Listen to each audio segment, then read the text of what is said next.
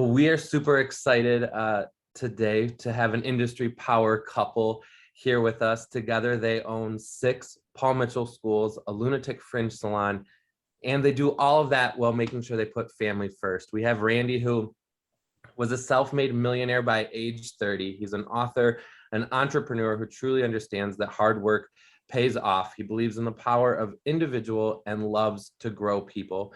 And then we have Andrea, who is a certified life coach and a 16-time marathon runner who finds harmony juggling all of their responsibilities while help building a world filled with success for everyone. So welcome, Randy and Andrea. Thank you. Thank you. Thank you for having us. So many questions here. The first one, Randy, self-made millionaire by 30. How does that happen? That's so young. Yeah, I think it's the to play off of the marathon. I think it's the same thing about it, just one day at a time, one step at a time. But I think first of all, you have to have a burning desire to achieve something, right? And so if you never have a desire to run a marathon, well, guess what? You're never going to run a marathon. And so it was something that, growing up in lower middle class, and every decision we ever made was about money, and it was always stressful. And, seeing it from my parents, that I just knew from a very early age that I would never have to worry about that. And so it was more about following really Zig Ziglar, the late Zig Ziglar, who is a huge mentor of mine, and following those goals, setting the goals, creating the action plan, and just chipping away at it, one day at a time, just like a marathon, right?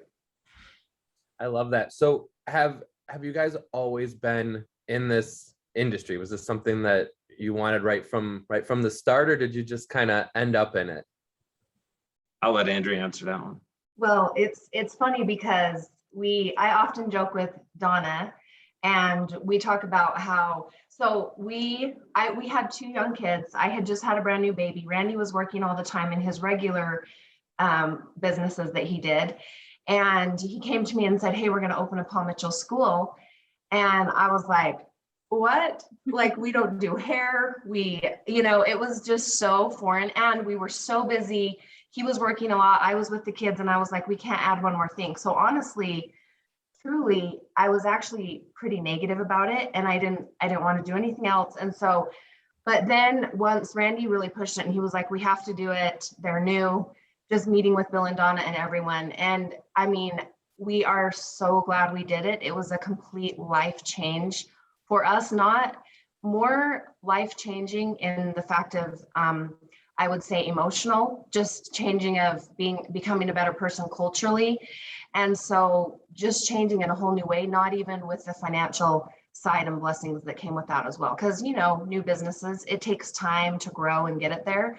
And so honestly, it wasn't just a really happy thing in the beginning. And we joke with Donna Wade about it a lot. And we're like, "Thank you, you changed our lives," because it was such an amazing change after the 5-day success training. And that was huge. So it wasn't always that way. It didn't come that way. We had to come to terms with it, open it, and then it was a life change. So it wasn't always positive in the beginning. And I would say, for me, I'm one that mostly just follows my gut, right? And so when I had this conversation and a mutual friend had introduced us, I was like, "Oh, where are you guys going?" "Oh, Rexburg, Idaho." I was like, "My mom's from Idaho. What are you doing up there?" "Oh, we're opening up a Paul Mitchell hair school." And I was like, "St. George needs one of those. What are we doing?"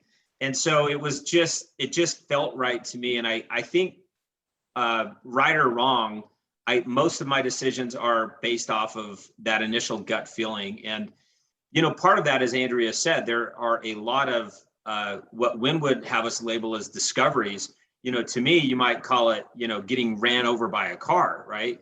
And, especially when you talk about achieving a goal in anything, it's, if you look at somebody who is successful or is succeeding at something, it's not necessarily that they're better than you, right? They are perhaps at that time, but their journey to get there was a series of failures. It was they failed over and over and over and over and over again. And again, it really is the way that if you have that burning desire, then when you do get hit by the car, when you get ran over, you pick yourself back up again because you know the end result, what you want. And every time you fail, you're that much closer to your goal. Because if you learn from your mistakes, if you once you made that mistake, it's like, okay, well, we know that doesn't work. So now we can learn from that and go on. Randy, I love that you keep talking about burning desire and all of that. And we talk a lot about making sure that you have clarity. What is you want? What do you really, really want? And I can probably guarantee, just based off of Andrea and what you've said, I think every Paul Mitchell school owner has the same story. We just knew this was going to be a lifestyle change for us. It's not just a professional switcheroo, right? It's personal. And you said that you followed your gut, and I want to go with you first, Randy, on this. And it's interesting you would say that because we've interviewed a lot of millionaires, and a lot of people obviously were been a part of being in the circle with John Paul DeJoria, and he has said the same thing. And Win Claybaugh has said the same thing, just obey your instincts, right? He always says, obey your instincts. So can you talk a little bit about this? Because I think a lot of salon owners, when we talk to them, a lot of salon leaders are really kind of second guessing themselves through that process. So how did you come to terms with obeying your gut? How did you know to do that? I think for me, I think a lot of that goes back to faith in God. Right. And so when you have God at the center of your life and you understand that, then you're in a place of humility constantly, because you're waking up with the day of gratitude. And so you're looking at your life experiences, whether they're good or bad, as a mechanism for growth.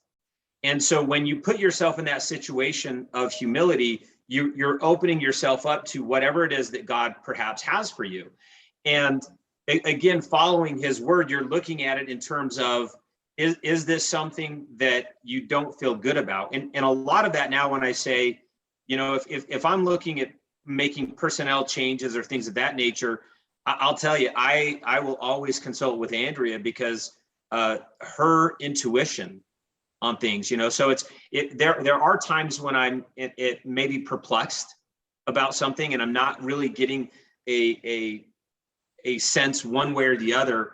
I'll lean to her, and I've just found over the years, we'll be 25 years in April, that she's mostly right. Yes, and so she is. It's if I have, when I follow that in those situations, that tends to work out well for us. But again, I would say it really is the faith in God, in terms of, you're getting this pull or this desire for a reason. And again, I would say that it's that journey of wherever it is you're going. It's not achieving the goal at the end. It's who you have to become to achieve the goal. And so, following that gut instinct, again, if you are in a sense of gratitude and humility, you're leaving yourself open for that. And a lot of times these things will keep coming to you over and over again. And all of a sudden it's like, well, gosh, maybe I need to look at that. And so, I would say just trust it. And again, it's not going to be a straight line. That's what I can absolutely promise you unequivocally. It will not be a straight line. And so you just have to go with it and be open to that growth mindset of, I'm going to learn from this as I go, good or bad. Yeah, so good. How about you, Andrea? And how did you know beyond a shadow of a doubt that to trust this instinct that you both had to do this? Well, I think intuition is everything. And I think some people, what I found is it depends on how you receive your intuition. Some people it's the gut, some people it's the throat. It depends on where in your body you get it. Mine is definitely in my gut. And I think you can grow your intuition as, some people have stronger intuition and some people don't. Intuition is huge for me. Over the years, I think what happens as when you hire, and we had to come to the terms that, because you can kind of get down on yourself and be like, man, how did we lose them? I thought they were going to be amazing. And we realized it's a 50-50. So when you hire somebody, to me, it's always like, it's a 50-50 now. Over the years of doing it, at first I thought, oh my gosh, my hiring's 90%, it's 90%. And then as time goes on, you're like, so we've come to the grips that it's a 50-50, and you sometimes just don't know, no matter how good that interview goes or whatever. And sometimes it's the opposite. But I lean so strongly on my gut. So I even can feel sometimes, and I think it just comes with experience in business, and you see signs, you kind of know if someone's going to leave, and you can kind of, or if when you're going to make a change. But for me, sometimes I'll make a change before they make the change, because I know it's coming. And so if we need to part ways or whatever. And so intuition for me is strong. When I meet somebody, I can almost now tell their character a little bit. It's just crazy. And I've learned a lot of leaning into that, because Lynn Christian has been my business and life coach for about 11 years, and I went through her coaching program. And I attribute a lot of my success with even DISC training, because I love personality types, and understanding people and knowing how their personalities jive, what they need, what's important to them is so huge. And I think if you do that, the intuition just starts to flow.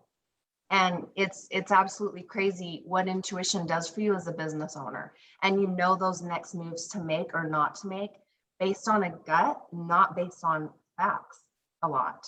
So it's just, I am huge with intuition. And some people, they are more gifted at, but you can also learn those intuition signs as well. So it's been huge. Yeah, Sean and I are DISC trainers and coaches, so this is music to our ears right now. So yeah, we love it. I love it. Train on everything. It. I've done it forever. It's everything. Yes, it is. Yes. It's everything. What I love about both of you is you both have talked a lot about growth and how you're passionate about growing your team. And you just kind of talked about hiring. So obviously when you hire, you want to grow them, but have you guys always been growth oriented, or was this something you kind of developed? And how are you currently working to grow your team? And we'll start with you, Randy. So, in full transparency, I'm not nearly as involved in the salon or the schools as Andrea is. And so, my experience in that is different, and it's evolves and it's ever changing. Specifically with the team, I think that when you're running fast enough, right? If I'm to take this back to running, you're going to have injuries, you're going to have pain, plantar fasciitis, you're going to have knee pain, all of these things. And the more you run, the more you have those injuries. And then it's like, oh, my knee hurts. I need to learn about this. I need to study about it. And so as you do that, you learn how to overcome that, or oh, I'm not getting enough sleep, I'm not having enough nutrition, whatever the case might be. And so for me, I've always been very, very quick to make decisions and go with it. I don't get caught up in the C type personality. I'm very, very low C. And so for me, I fully accept that 7 out of 10 decisions that I make are wrong, and I don't give a rip. I do not care, because by the time I'm on my 8th, 9th, and 10th decision, other people are still contemplating and pontificating about what the hell they should do. So I use the example with people about digging a ditch.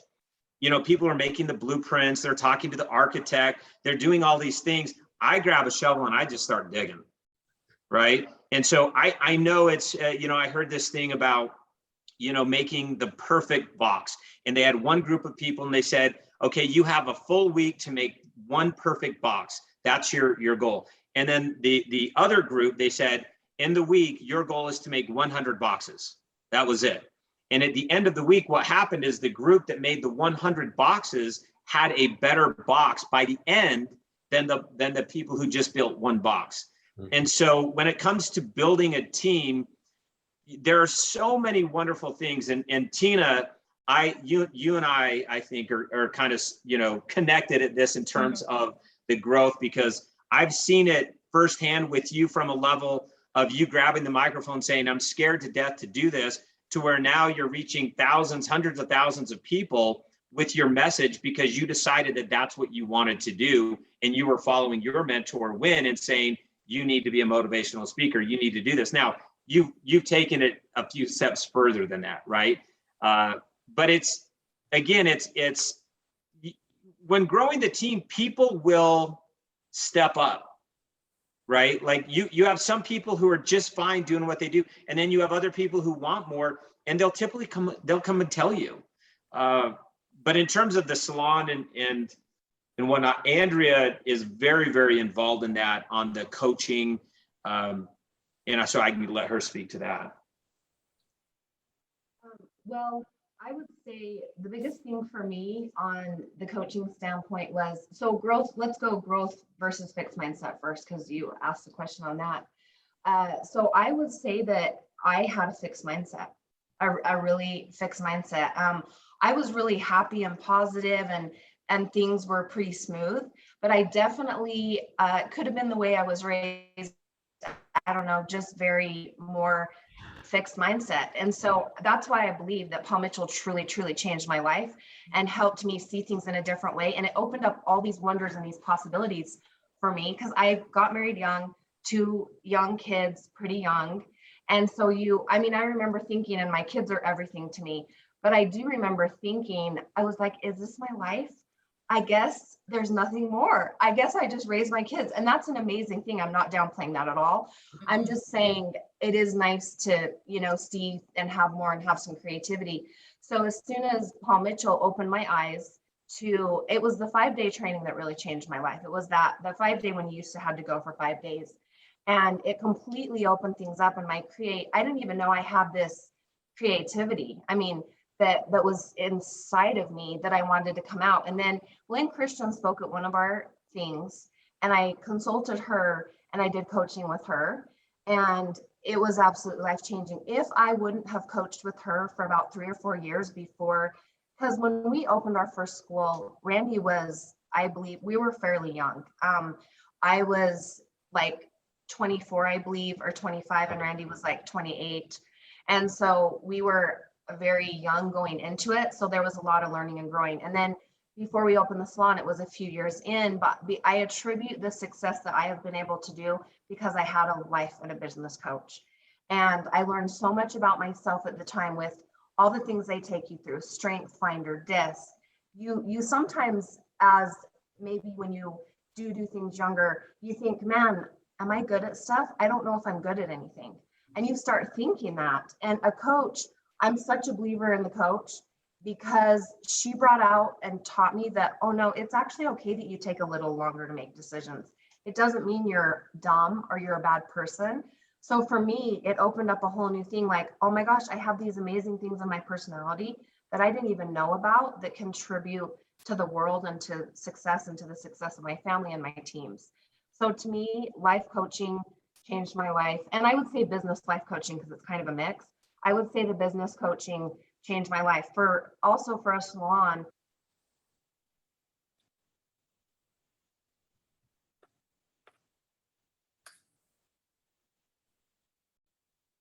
Did we lose her, Sean? Yeah, Coaching. there we go. You're back on.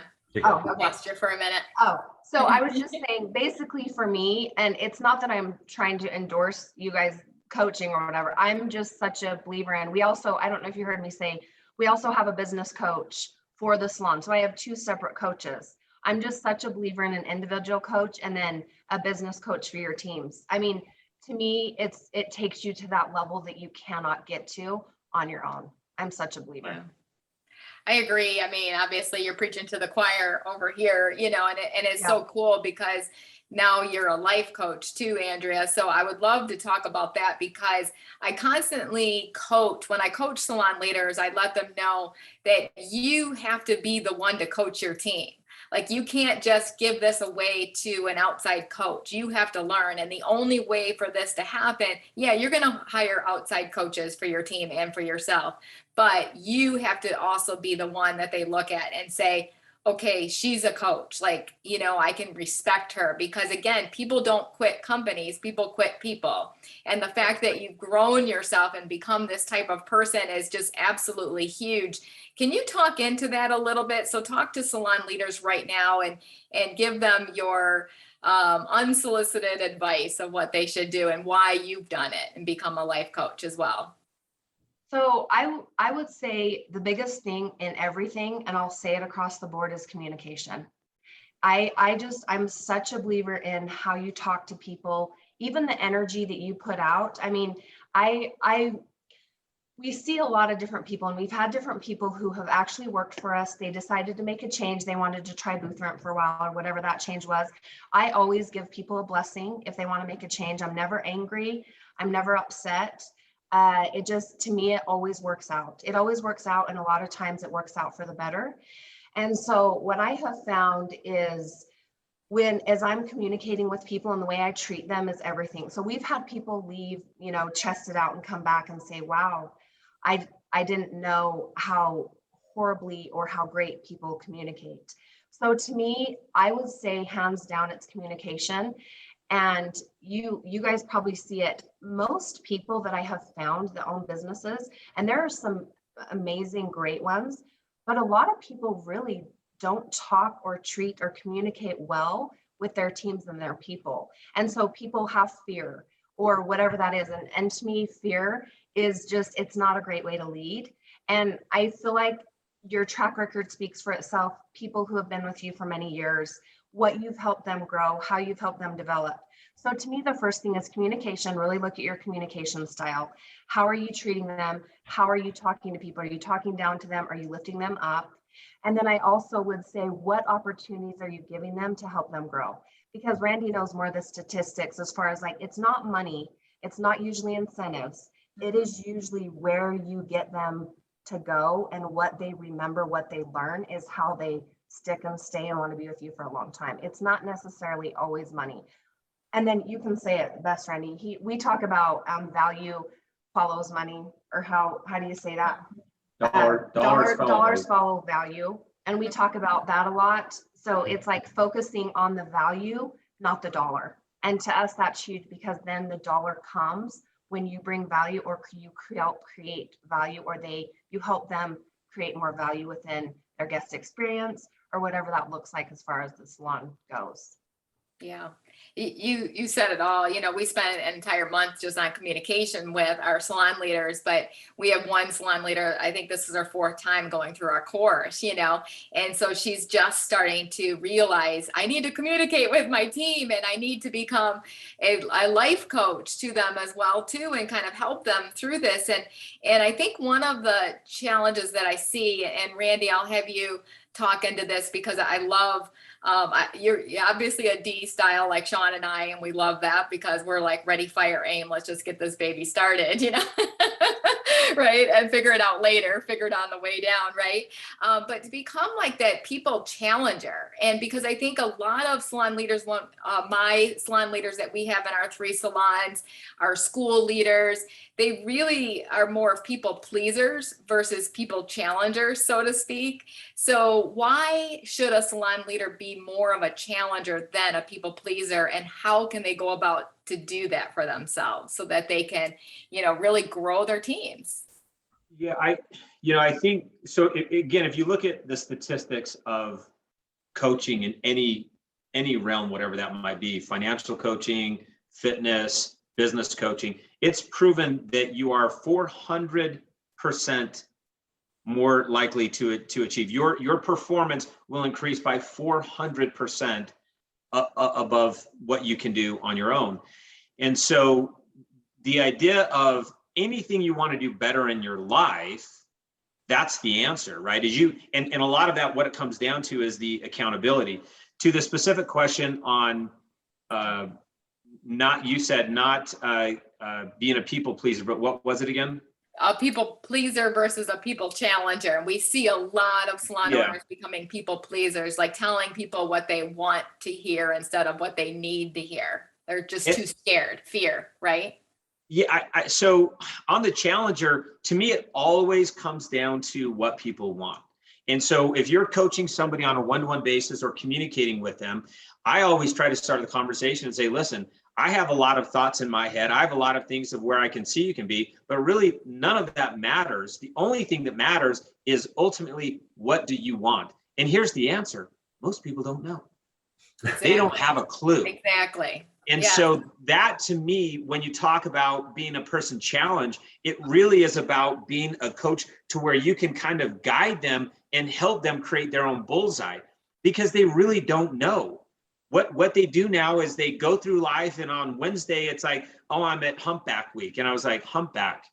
Oh, okay. So they're halfway through the week. And then it's the whole TGI, right? It's like, thank God it's Friday. Like I haven't thought of that. I don't think ever in my life. I was talking to our children. Our middle child just started at the University of Utah as a freshman. And, she's going through some of these classes, and she was asking me, and I was like, most people dread Monday. They dread Monday morning. I can't remember ever dreading it. Not once in my life do I remember dreading it. But it's because if you have a focus, if you know what it is that you want, you're so excited to get to start the day to get you closer to that goal. And so being a people pleaser, I'm not saying you shouldn't be nice, right? Like, obviously, Wynn's book, Be Nice or Else, that obviously, yes. I have been accused on more than one occasion of perhaps not having as much compassion. And, maybe that's why God blesses us with 3 girls and no boys, because, you do have to have more of that. And so I've learned and grown in that regard. But it for me, absolutely, it's, even as the owner or the person that you're saying is being a people pleaser, it's like, well, what do they want? Because developing people is perhaps one of the greatest joys that you can ever receive. I have brothers that teach school in high school. One of them's a high school wrestling coach. And it's like, well, why does he want to be a wrestling coach? Why does he want to be a coach in general? It's like, because when he was a kid, the influence that his coaches had on him, it made him feel so good inside that all he wanted in life was to be that and do that for somebody else.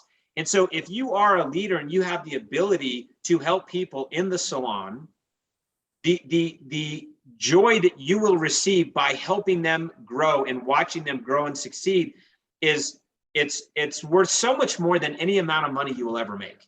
Now, Andrea said earlier, dollars follow value. The more value you create, it just happens, right? It's a value creation. It's if you really study it, the sun's up, so it's light outside.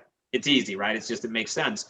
But the idea is developing people. And so, you have to know what you want as the salon owner, coach, director, but then also it's helping them discover what they want. Because again, I know you guys know this, most people have no clue. Exactly. And I love that you said that, because developing people is our responsibility. And to be honest, it's my honor. And you're right. Like, once you taste significance, success never satisfies. And that's part of the significance equation, because you're multiplying people, And I love that you said TGIM. I've been saying that for years. Thank God it's Monday. And today is Monday. And I'm very grateful to be here with you guys. Something, Andrea, something that I wanted to go back to, because we were kind of talking about communication and, being that you're actively involved in the schools and the salon. So you have a lot of plates spinning. How have you mastered communication? Because that definitely seems to be something that is lacking in a lot of companies out there. And we coach salons that want to have multiple locations, and you're doing it. So what does that look like for you? I would say it's a host of things, but my number one thing is transparency within a business, and being very, very transparent and making everyone feel very safe. They know that if they need anything at all, they can get a hold of me pretty much anytime. I've tried to have boundaries, working on it, but I actually love working as well. So it's like, I don't mind either. So, but the biggest thing for me, and I'll say a couple of them, is really being a transparent owner. Sometimes you see things where people may fear or trick or change, and not. To me, honesty, transparency, and integrity is everything. So I try to really live a life both in my personal life and outside, and just be very, very honest, and try to live with integrity in all areas. And I do self-checks on myself. I self-check and say, okay, what could I have done better here? What could I have done better there? And then the other thing is, I never ever lose my temper. Like, I don't, it's something weird in me that happens. My leaders have seen me a little heated, but I'm very careful. I don't scold or come down on. We always take it as a learning opportunity, and a thing where, okay, how could that have gone differently? I understand that was the decision. What did you learn? What could we change? And so it's always, I feel like my leaders really, for sure, they don't feel scared. And that seems like a weird word, scared, but like so many people in so many industries, they are so fearful, they can't speak or talk. And I really love feedback. I love open-ended, I love open-minded. And so we always just talk about what do they need, and then knowing that everything's about growth and lifelong learning. And I love the process. We love franchises for that reason. You kind of have that support, that backup support of, because we have Lunatic Fringe, which is a franchise, which I think is amazing. We have a full career path for them. We have coaching every month. We do mid-month coaching. I mean, people know they come to work for us, they're definitely going to be growing and pushing. And so to me, communication is everything. And it comes down to checking yourself. And I mean, if I was going to sum it up, I really would say it's integrity. And then how you speak to people and how you talk to people, because at the end of the day, you don't want to be in a fear-based, most people don't want to be in a fear-based place of work. They want to feel safe. And when you feel safe, you can grow. If you don't, you can't thrive and grow. And we want our people to thrive and have a lifelong career for forever. We want them to be with us forever. So good. And I that word has been sticking with me all year. And I've been talking to our teams about this, is safety. And that's so big. And the only way to make that happen is to be very intentional about making sure you do have set meetings. And you can't just say, okay, we have open door policy, like come on in whenever you have problems. That's just ridiculous. And I think that's the challenge I think that we're up against, that Sean's talking about, Andrea, is the fact that they don't have anything consistent. They don't have anything in writing of what that should look like. I'm actually coaching a nonprofit right now, same situation. And I said, well, tell me about your meeting, because they're not consistent. I want to know what you do. Well, you know what she does? She opens it up of like, what's your highs and what's your lows? And I'm like, no, we cannot talk about lows in these meetings. Like, that's not a time for this. And so I think just as much as, setting a meeting, but also what that agenda looks like and how you set the tone and the vibe is just as important, right? As we build the safety through it and the time and the place for these meetings. So can you talk a little bit logistically what a meeting would look like, and specifically in your salons, because majority of the people that we coach are salon owners or salon leaders? Oh, absolutely. So we're very consistent. I mean, we have been, this December, we will be open 11 years in St. George, Utah for Lunatic Fringe, and then our other schools all vary, but we are so consistent. We have never missed our monthly meeting. So our monthly meeting is every single Tuesday, and it goes, or the first of the month, every Tuesday. It's on a Tuesday, the first of the month. Sorry, hopefully that made sense. So it's the first of the month on Tuesdays from 7:45 to 8:45. And one thing I want to point out before we go into kind of the quick agenda of what we hit on is, so I learned this, and less is more. So if you come and you do these long drawn out 2-hour meetings, and remember, a lot of the hairstylists are creative and body kinesthetic, and so they don't want to sit forever unless there's a lot of involvement, movement. So they are 1 hour. And sometimes we get done within 50 to 55 minutes, but we try to stay under an hour. So that's huge. And if you try to add too much content in, it's a huge problem. You don't have the takeaways for them. You lose them. And so we have an agenda. It's all typed out. We know our parts that we're doing. We always start with, we do have housekeeping in there. So if there's a quick little housekeeping, I actually start with housekeeping we actually open up, give the agenda, and we quickly get a little bit of housekeeping out of the way, but we always turn it positive so it's not negative. And then we move on to victories, and then we move on to salon goals for the month, and then the victories of the goals the month before. So we have a section for goals, and then we move into the body of our meeting. And then, so typically that could be on guest experience. It could be how to master your take home and give them the full guest experience with take home. Deep treatments is a huge area of focus for us. It's a huge area of opportunity for growth within numbers and giving people their own raise. And so we do the body, and then typically my portion, and I usually end, and I usually do a culture. So my team usually does the body of the meeting. And then we always add in a 10 to 15 minute culture piece, because to me, culture is everything. I'm such a believer that culture is everything. If you don't have culture, you have nothing. And so culture is a huge part for us. And we always end with that. Last month, we actually did growth versus fixed mindset.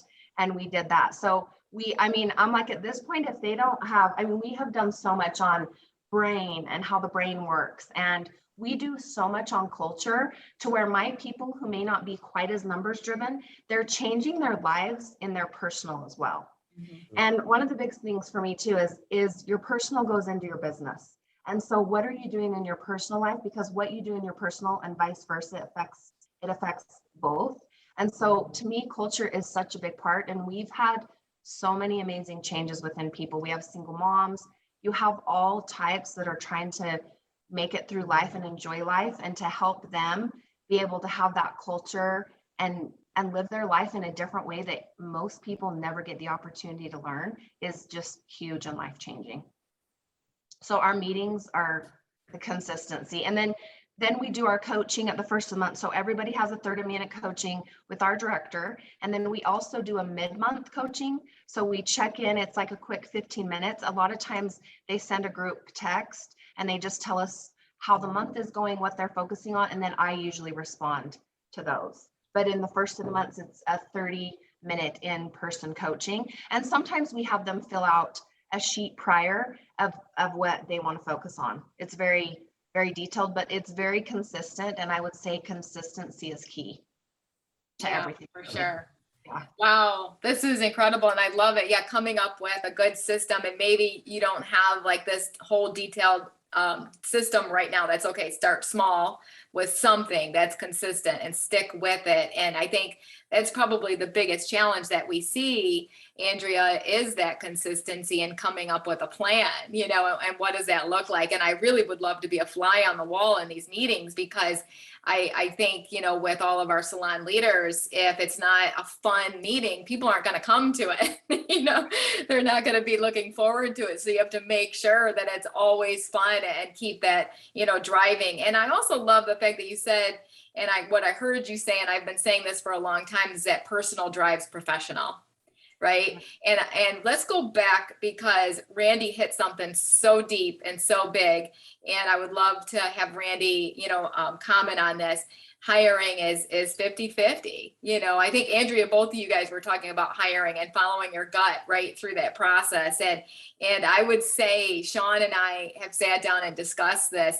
Every time someone has left us, or we've had to release somebody or take them to the next level, not in our company, right, is the fact that their personal lives were really affecting their professional lives. And if we were to look back and say, man, I wish there was some way we could have hired a therapist for them or a life coach, or they would have been open to that. Because I'm the first one to say, I will pay for a therapist for my team, like whatever it takes to get you healthy. Let's get you healthy. So Randy, talk about your hiring process, because this is the biggest challenge right now. It's no secret. The elephant in the room is there's walkouts happening all over the entire country. And a lot of the people are heading out to salon suites. And I think this is something that was deep on their mind in the first place. They always wanted to be in a salon suite, and COVID just helped them to move a little bit faster right, through it. So talk about hiring, and what do you think is the fix to hiring right now in the salon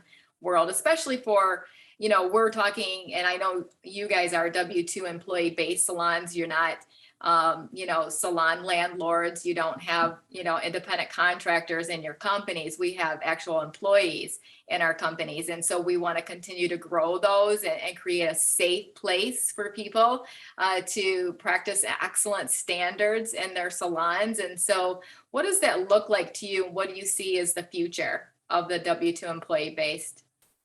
I think that to go back to Andrea talking about the culture, initially, or if you're in that middle of the thick of it right then, you really do have to kind of sometimes take a step back and understand that you do have the ebbs and flows, but you really have to say, what is the culture like, right? Because here's what I can promise, your listeners that are salon owners that are going through this, is if you can fix that piece of the culture, they will be attracted to you.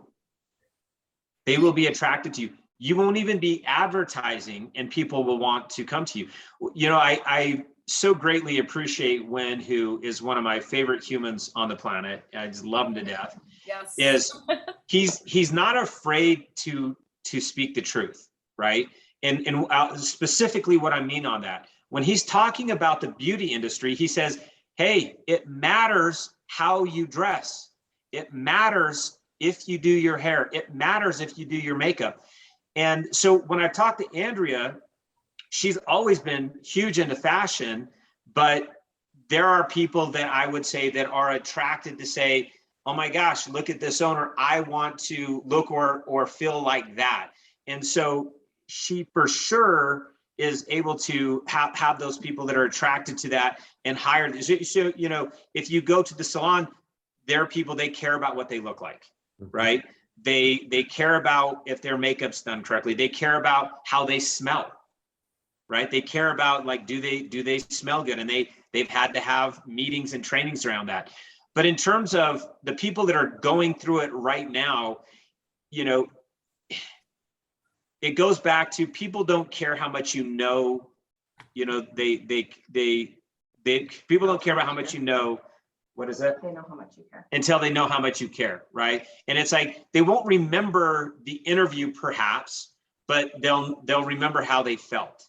Mm-hmm. And so a lot of that is, Andrea goes to great lengths in terms of the cleanliness of the salon, to the bathrooms, to the type of toilet paper that they're using, to everything, right? The smells that are in there. And so it's creating an environment that is not only that the guest can feel safe and that they want to be there, but also the stylist to where they want to be there. If you really look at it, they're going to spend more time there than they are anywhere else, right? So if you look at it, it's like you want to do everything in your power to make that a safe environment, an environment where people want to go there.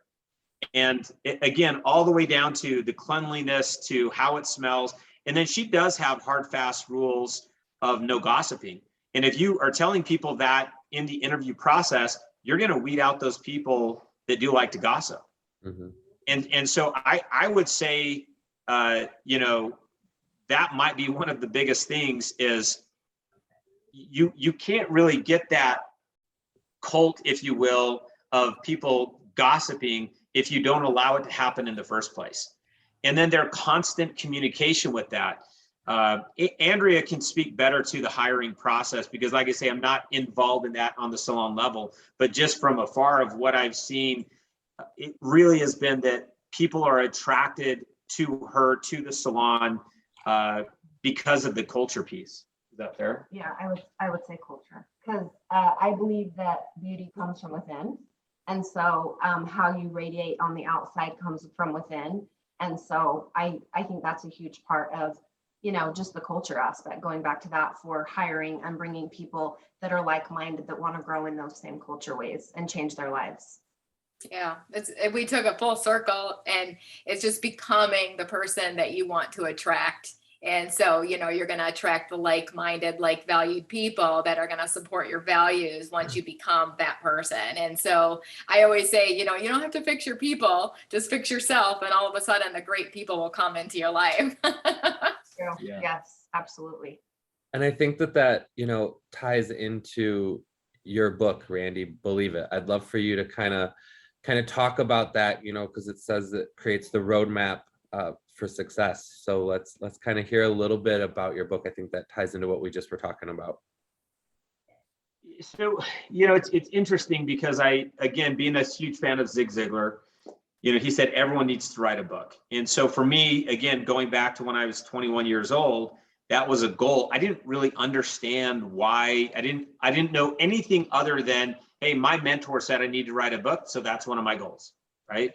He could have told me that I needed to, climb Mount Everest, and that would have been on there. It was, it was like I was such a student of his that I would have just done whatever it was that he said. But knowing that, and it's always in the back of your head and you're thinking about it, again, for me, I knew that I wanted to help people the same way that Ziglar helped me. And so when I was trying to break down what it was, there's perhaps that burning desire and then the belief, right? You literally have to have both. But what I would say is, in my opinion, in my estimation anyway, if you have a burning desire to accomplish something, but you don't believe that you can do it, you're never going to get it. Mm-hmm. So that was, when I was looking at what is the title of the book going to be, it was belief. It was all based around that component, because you can believe that you could be a concert pianist if you were willing to put in 40 hours a week of practice, but you may not have a burning desire to do that. Does that make sense? Mm-hmm. And so, for me, I think that so many people, hey, they've just been beat up, man. Life's been tough on them. And it's one of those things where, and it can happen at an early age, and then they just feel like they're just beat up on. And so they don't know what else is available to them as a human being. And so the fact that they can say, like, listen, you're a child of God, you can do anything, right? I believe in you. You have to ultimately just decide what it is that you want, right? Surround yourself with people who truly want to help you. So if I was to go back to that interviewing process for the people that are out there hiring, I think if you tell people, it's not just like a career path, right? Like a Fortune 500 company, but, well, here's your career path. But it's more about, we're here to develop people. Like, oddly, when I'm doing a training for the schools or for the salon, it really is not a topic other than my whole agenda here is to try to help you become the best version of yourself. So it may have nothing to do with the skill set that you do at the school or at the salon. It may have more about you being the best husband, or you being the best wife, or you being the best mom, the best dad, whatever that might be. Or if you want to be healthier, maybe that means that you're eating healthier foods, or that you're exercising and you're moving an hour a day. All of those different things, it's again about becoming the best version of yourself. And so, again, for me, the idea of not only believing, like, I'll believe in somebody, when somebody says, oh, I want to do this, man, I believe you. I'm your champion. I am one that when you need help and the rest of the world is telling you that you can't do it, you're not good enough, whatever that might be, you have somebody in your corner who has your back, right? And then not only that, I wanted to make sure that they had a roadmap on how to do it. I didn't want somebody to read the book and be like, hey, there's a lot of cool stories in there, motivational stuff, but what the hell do I do now, right? So to me, I put a very specific plan of action on how to help you accomplish anything and everything that you want out of life. Incredible. Wow.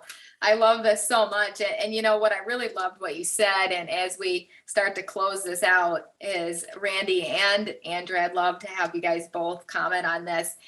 Because it's interesting, belief. You kind of talked about that. And I know in the beginning, I had to just borrow Wynn's belief in me. I had to borrow my husband's belief in me, right? I just didn't have that belief.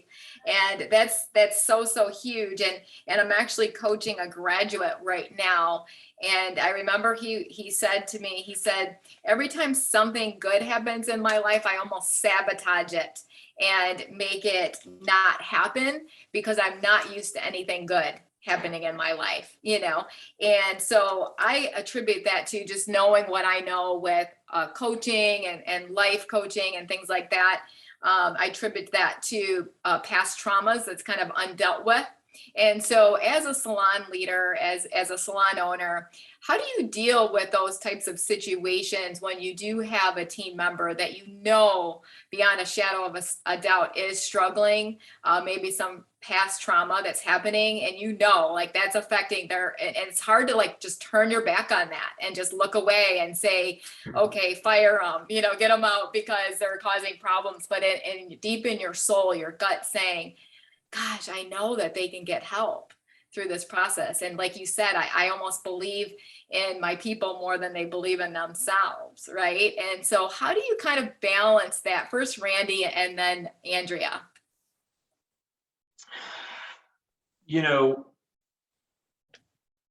I think a lot of it is when you've been doing it long enough, you have stories to tell or testimonials, right? Or the reviews. And so for Andrea at the salon specifically, how many people have purchased a new home within the last 12 months?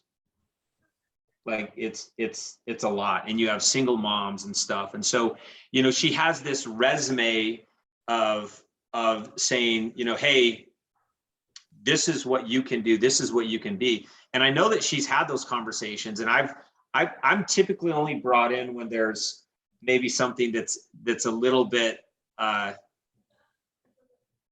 harder, right? Maybe somebody's in tears. Well, and I'll just say this now too. So Randy, so we'll just be totally honest. Randy's patience level for when someone comes to him to a personal thing, even in his other businesses, he doesn't even really go there personally. So he may not be the best one to answer like a personal situation. He definitely knows how to help people solve a situation, but if it's something like you're saying, where it's a personal trauma or something that they've possibly been through, what do we do and how do we handle that?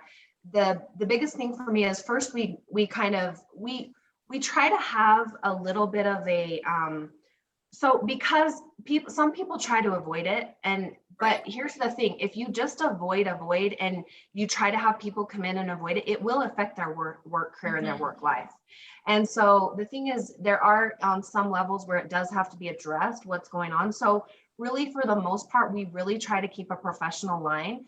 But when there's something like, custody battle, or you have somebody who's dealing with the father of their child, and it's honestly like not easy. And so you have to somehow get to the bottom of some of that. And so we will take it to a point where we can to help give them, we really try to support them and help them that way. But then if it's something where it does need to go to a professional, we actually refer them to professional, because, and we try to support them along the way. And then I have some people who have major trauma, but they are able to, when they walk through those doors. So we tell our people, right when you walk through this door for Lunatic Fringe today, we want this to be your happy place, your place of solace, to where you can leave those hard things outside of that door. You can deal with them when you need to, but when you walk through this doorway, you let some of those go, you let some of your outside stresses go, and you come in and you be the best version of yourself here. And that has really helped. And then they can deal with some of those things that they need to deal with our support and love, but then being able to do those personal things kind of on the side. But we really want people to come in, and it's a lot of people have really hard family lives. When they walk through those doors, that is their happy place, and that is where they feel loved, accepted, and they can grow. And so to us, I always call it a place of solace. We also tell our guests that as well. And so coming in and just letting some of that go, but then sending them to professional when needed, when it needs to go farther with something deeper. Yeah, I think it's imperative. It really is. And I love that you said a place of solace. And, I think that's, kind of taking this back to what we were just talking about is, to maintain those W-2 employee base, like we have to have really strong cultures and a place where people want to belong, and also that our clients can feel it and sense it and know, because so many of our clients will say, I've never been in a place like this where everyone works together as a team and everybody's so efficient and so happy and so loving. And you can guarantee they're coming with challenges, right? Through this. Yeah. So you guys were absolutely amazing. I cannot thank you enough for being on today. I'm going to let Sean ask the last question, but before he does, the last burning question that he might have for you is, how do people get a hold of you so that they can buy your book and be a part of some of the things that you both are doing? The book is on Amazon and also on Audible. And so that would be the easiest way to do that. With Andrea, it's probably social media for you, isn't it? Yeah. Instagram. Yeah. Just Andrea Lang. Well, it's actually ABWP. ABWP. Yeah, Okay. it's just at ABWP. Okay. Perfect. So what is next for you guys? What's the next big adventure?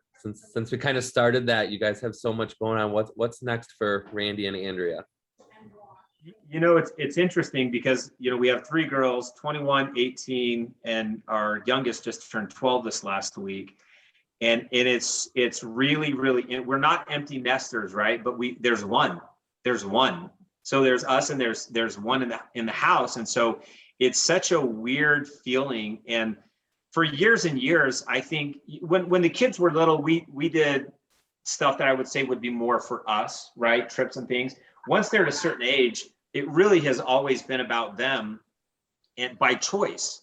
Like even wherever we're going, we actually want them to come with us. You know, we want them to be with us. And so we're trying to accommodate and do all the things we can to spend as much quality time with them. But, you know, I would say honestly, we're just trying to make today better than yesterday, and just wanting to, you know, try to see what we can do to, you know, when we put our head on the pillow at night, to know that we made a difference.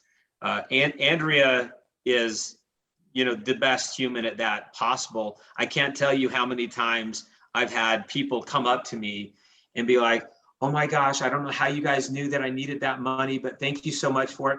And I have no idea, like none whatsoever. So I play along, right? I'm going along with it.